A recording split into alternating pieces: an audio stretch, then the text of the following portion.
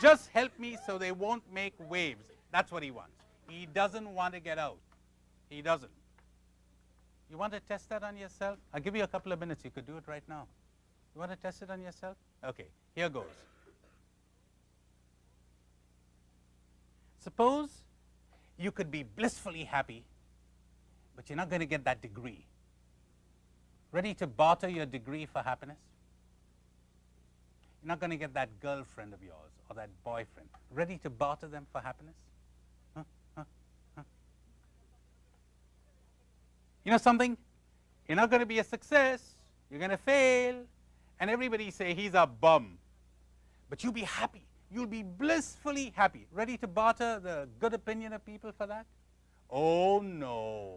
I'll give you time to think about it later. Oh, no. No, sir. Or madam. I'm told about that Chinese student who was learning English. And he learned it from a book, of course, the poor kid. And this lady says, would you have a cup of tea? He says, yes, sir, or madam, as the case may be. So there it is. So no, sir, or... So anytime I say no, you could take the madam for granted, as the case may be, all right? So, no, sir, he's not ready. When I was in Syracuse last summer, I read a nice ad that says, you know, there's this girl holding on to a boy, the ad in the newspaper, and she says, I don't want to be happy. The only happy people I know are in a lunatic asylum. I want to be miserable with you. See what I mean? I don't want to be happy. I want to be miserable with you. She'll develop a theology about the damn thing after a while. They don't want to get out of it. They don't want it. They don't want it. They don't want it. I don't want happiness. I want fame. I don't want happiness. I want to get that gold medal at the Olympics. Suppose I tell you, look, give up the gold medal. You'll be happy, damn it. What do you want that gold medal for? What do you want to be the top, the boss of the corporation for? I'll make you happy. On $10,000 a year, I'll make you happy. No, no, no, no. Give me my money. My money, my money, my money, my money. See what I mean now? Now you're catching on. They don't want to be happy. They don't want to live. They want money. You know that guy Ramchandra, the rickshaw puller? Huh? Huh? He lived like a king. He lived like a king. I mean it. I mean it. Foreign aid is fine. He didn't need foreign aid, not to live. He needed foreign aid for comfort. He needed it for health, not for life. He might have needed it for longevity, which means, you know, a long life. But you call that a long, you call that life? Long existence. Not to live. He was living. I was dead. He knew what life was. He was happy. He was like the birds of the air and the lilies of the field.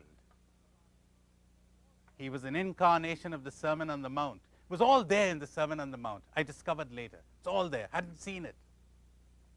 He lived like a king. What does it mean to live like a king?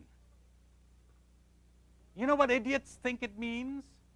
And the world is peopled with them, believe me. Idiots. You know what they think it means? It means moving around in limousines, having everybody curtsy to them and salute them and all that sort of rubbish, all that sort of garbage, have their names in their headlines. They think that means having power over people. They think that's what it means to live like a king. I tell you what I think it means. They're not living like kings. They're slaves. They're terrified. Look at their faces on television, for heaven's sake. Those kings and queens and presidents and the rest of them. Look at them on television. You'd recognize it at once. He's scared. You know why he's scared? Because he wants power. That's why. He wants prestige. He wants a reputation. That's why. He's not living like a king. I'll tell you what it means to live like a king. To know no anxiety at all. No inner conflict at all. No tensions. No pressures, no upset, no heartache. So then what are you left with? Happiness, undiluted. People sometimes say, what do I do to be happy? You don't do anything to be happy, silly. It shows how bad your theological education has been that you think you've got to do something to be happy. You don't have to do anything to be happy. You can't acquire happiness. You know why? Because you have it. You got it right now. You got it. But you're the whole time blocking it in your stupidity. You're blocking it. Stop blocking it, you'll have it.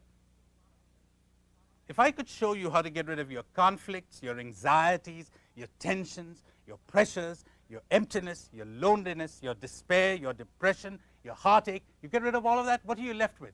Sheer undiluted happiness. That's what you have. The Chinese put it beautifully. When the eye is unobstructed, they say, the result is sight. Don't do anything to get sight. When the eye is unobstructed, the result is sight. When the ear is unobstructed, the result is hearing. When the mouth is unobstructed, the result is taste. I will add later. When the mind is unobstructed, the result is truth. And when the heart is unobstructed, the result is joy and love. You've got it all, but it's obstructed. Drop it. So second major step, you don't want to get out of it. You want comfort. You want your little possessions. You want the little things that society has taught you are essential for happiness. Falsely, you want that. You don't want to get out of the mess. Those are the things that are creating the mess.